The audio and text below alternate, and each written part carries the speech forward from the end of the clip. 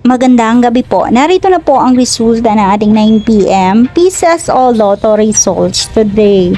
Ngayong August 17, 2023. At para po sa draw natin ngayon ay ang Super Lotto 649, ang National Lotto 642, ang 6D Lotto, ang 3D Lotto at ang 2D Lotto. Para po sa mga bagong nanonood, huwag niyo pong kakalimutan mag-subscribe sa aking channel at pahit na din po ako ng notification bell para updated po kayo lagi sa aking mga bagong upload.